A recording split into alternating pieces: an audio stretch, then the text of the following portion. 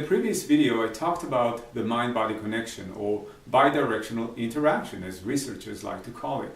The very concept that our mental and psychological experiences intervenes with or even influence the internal environment within the physical body, even to the point of inhibiting immune function, which renders the body vulnerable to carcinogenic and other disease agents. So in this video, I want to take things a little further and offer you an insight as to how, by working through this part of ourselves we call the mind, we can remedy this issue. We can support ourselves and really promote health and balance from within. Now, if you had any health crisis, and a cancer diagnosis certainly applies here, you know it affected you in more ways than poor physical health. Yes, of course, there were physical challenges, but there were emotional challenges, psychological challenges, mental challenges as well that caused you a great deal of suffering.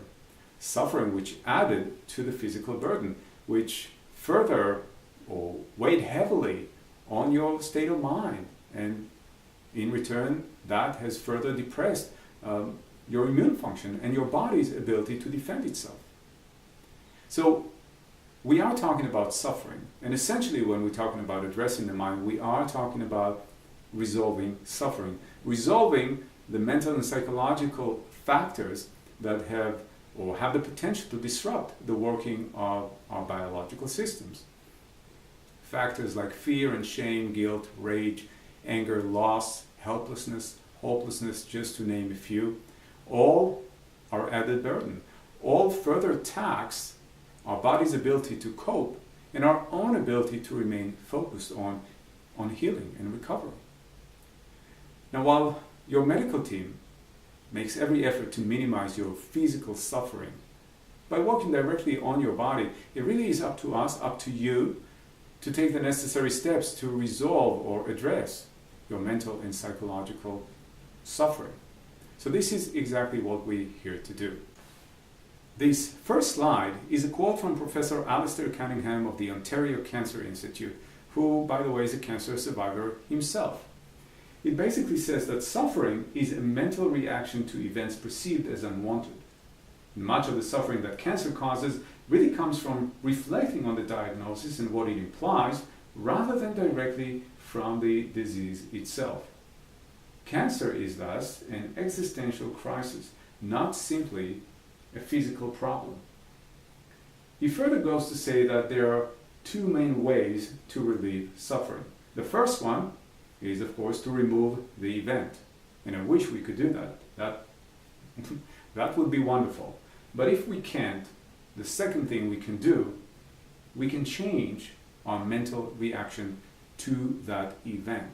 So when you think about it, our mental reaction is really based on two main factors. One is the way we perceive things to be, and the second is what we believe about ourselves and our own ability to cope with these things, with these events or challenges. Now, beliefs and perceptions are both mental aspects, faculties of the mind. They are the cause, if you will, and suffering is their effect.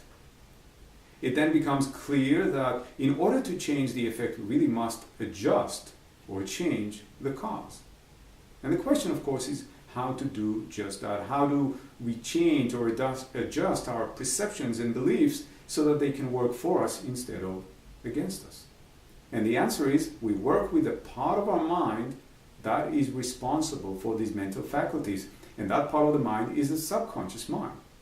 But more in depth about the subconscious mind in another video. For the time being, I really want to kind of help you understand what I like to call the points of engagements.